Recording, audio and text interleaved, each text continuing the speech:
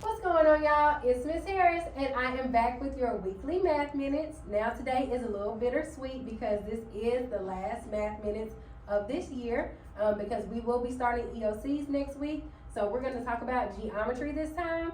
So I want you guys to grab your whiteboards, pencils, papers, and let's go ahead and get started. We're going to do two different questions today, and they're going to be on proofs, all right?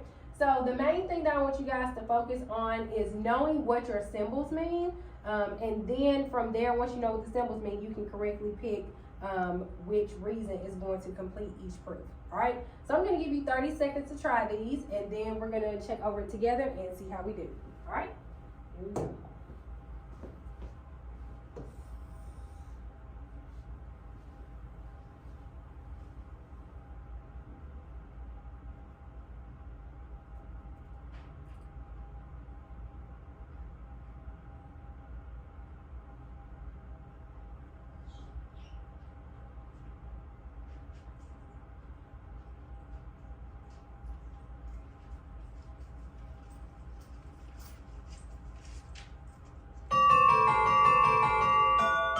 All right, let's go ahead and talk about it. Let me get my pen ready.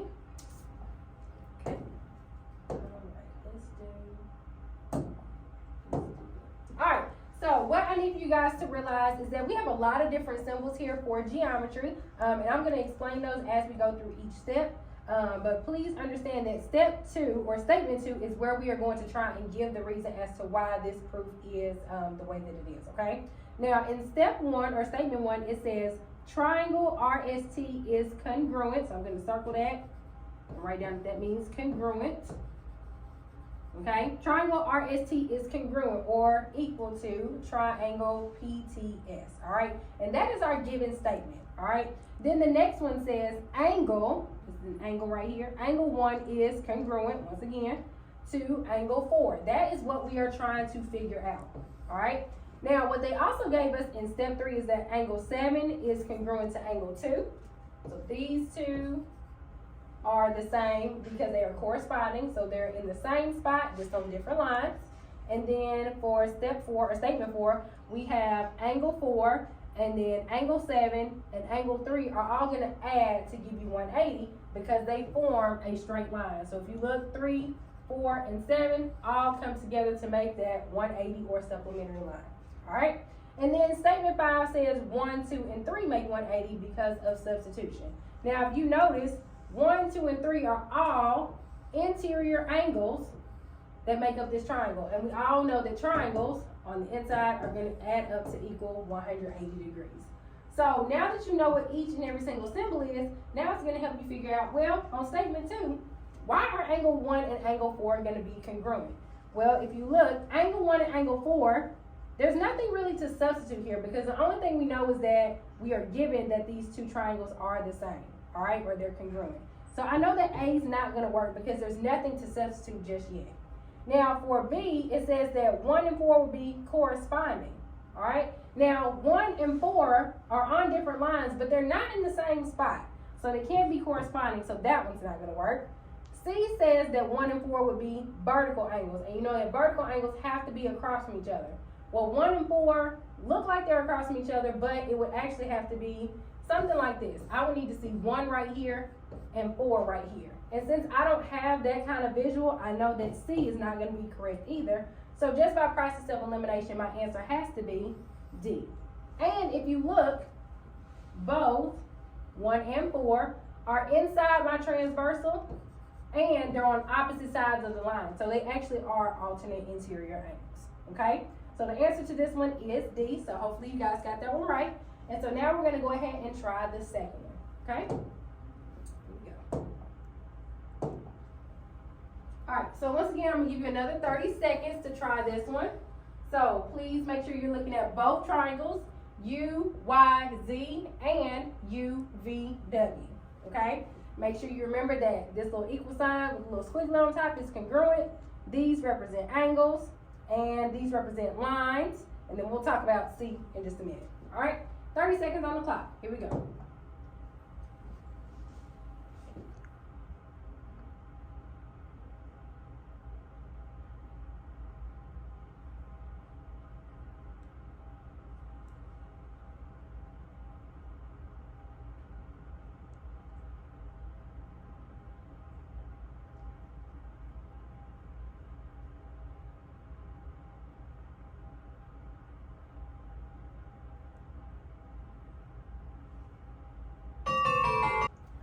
Welcome back. We have now done our 30 seconds, so we're going to check over this and see if it's right. We have technical difficulties on this side, so I'm going to hop over to this side for this problem. And then hopefully my pen is going to pop up for me right. There we go. All right, so let's go ahead and start with answer choice A. Where my colors go? All right, so it says that triangle UVW is going to be similar, so I'm going to go ahead and write that, to triangle UYZ. Now, similar means that they're going to be the same shape, okay, just different sizes. All right, so if you notice, triangle UYZ is just like the smaller or shorter version of UVW, okay? So UVW has been stretched out just a little bit, so that changed some of the side lengths, but they did not change any of the angles. So I want you guys to keep that in mind when we go over these answer choices, okay? So we know for A that angle UYZ, so UYZ, we're going to label it as we read it, is going to be congruent to angle UVW, so UVW. And since they're on the same side and they're similar triangles and it's just been stretched out, those angles are still going to be the same. So we know that A is going to be an answer choice, all right? Now, if you look at B, it says that, change my color, UZY, so UZY is going to be congruent to UYZ. Well, we automatically know that that's not going to work because I've just marked UYZ with one tick mark, then I just marked UZY with two tick marks, and there's no other information to even prove that they are congruent, so we can automatically eliminate that answer choice, okay? Next, we have C. We have UY over UV, so highlight that, so here's UY. This medium yellow piece right here over UV, which is going to be this long pink piece that I have right here, is going to be equal to UZ, which I'm going to highlight orange, okay, divided by ZW. The problem is that ZW is just this short red piece right here. So if I have a medium over a long, congruent to or equal to a medium over a short, that's not going to be the same. So that means that C is also not going to work. All right? Then we're going to move on to D. D says YZ is going to be congruent to VW. Now, once again, notice that these two triangles are similar. So they're not the same. They're the same shape, but not the same size. So since they are stretched out, if you notice, let me get rid of all my stuff right here. No, this is right. That's wrong. That's wrong. We get rid of this. Notice that YZ is just a little bit shorter than VW. So since you can see that they're not the same length, they cannot be congruent. So D is not right either, okay?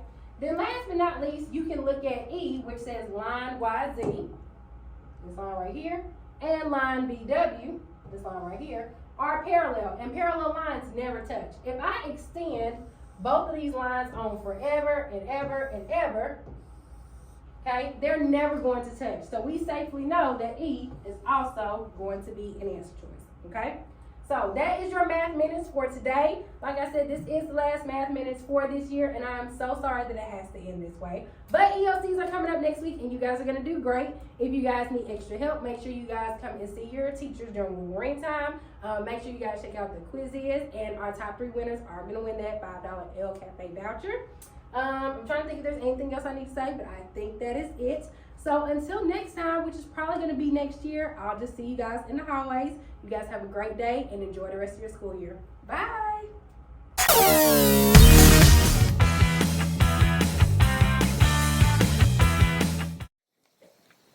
Hey seniors, I'm Isabel. And I'm Sonia. As you know, the FAFSA deadline has passed. Hopefully you got yours turned in because it'll help knowing if you're eligible for financial aid.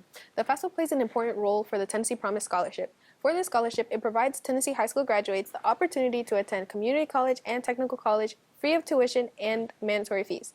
In order to be eligible, you have to have this completed.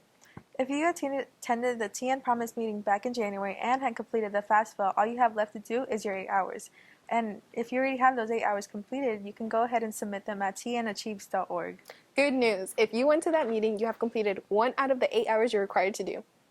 There are many places around the area where you can volunteer at. You can do job shadowing, help out small businesses, food drives, and etc. You can also volunteer around the school. Just ask a teacher or your guidance counselor and they'll provide you with options available to help out.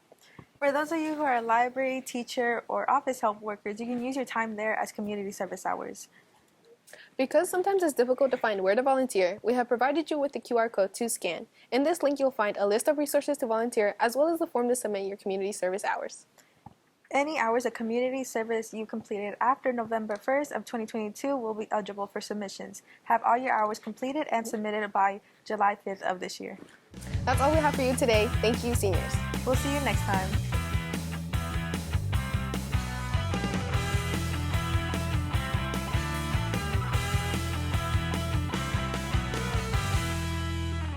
Good morning, Laverne High School. Today is Thursday, April 13th. I'm Dr. Hudson, and here are your morning announcements. Attention, juniors and seniors, only 2 weeks remain to purchase prom tickets. Tickets are on sale during junior and senior lunch on Tuesdays, Thursdays, and Friday until April 21st. So make sure you purchase yours before they're all gone. Next week is EOC testing. Monday and Tuesday is English 1 and English 2 test. Wednesday is IM1 and U.S. History test. Thursday is IM2, Friday is IM3, and Monday, April 24th is biology.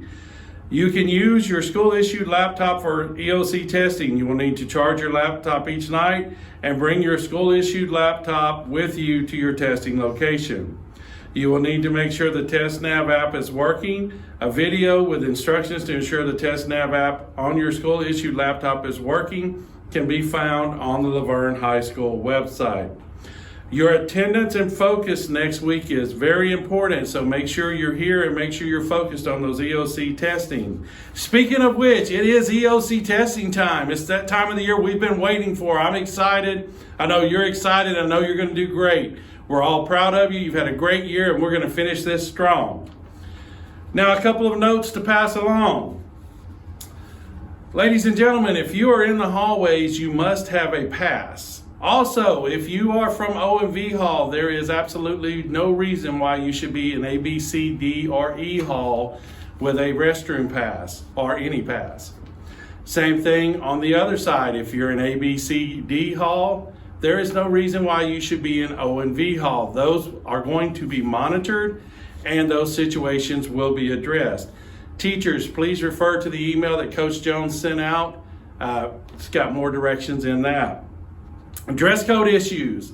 Students, we know the weather's warming up, but please continue to make sure you're within dress code guidelines. Please review those in your handbook. Make sure you are in those guidelines. Restriction, if you're giving restriction, please do not walk out of restriction. If you do, there will be consequences. So make sure you are taking care of that. And also in the hallway, remember, we are still using the same time frame, so make sure you only have a certain amount of time to go to the restroom and get back. Please make sure you're taking care of that, and teachers, please make sure and help us to monitor that. Seniors in danger of not graduating. You will not be allowed to leave after exams. You will be required to stay at school to make up work and get ready to walk across the stage. All right, Laverne High School, that's all of your morning announcements. Let's make it a great day. I'll see you in the hallway.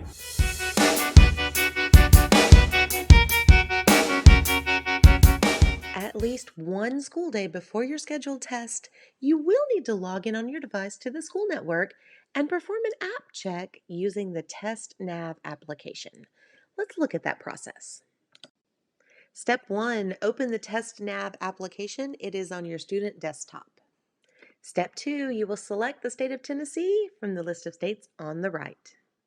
For step 3, you're going to click on the human in the upper right-hand corner. It'll give you a drop-down menu. Then you will select App Checker, which will be the first option. Step 4, you will click the button on the left that says Run App Check.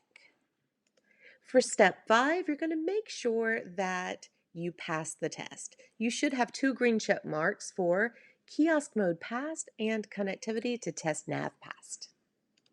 For basic troubleshooting, first step you will always do if something goes wrong is you're going to restart your device.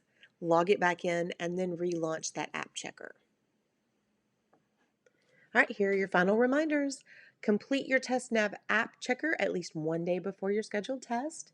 Be sure and charge your device completely the night before, and don't forget to bring your charger.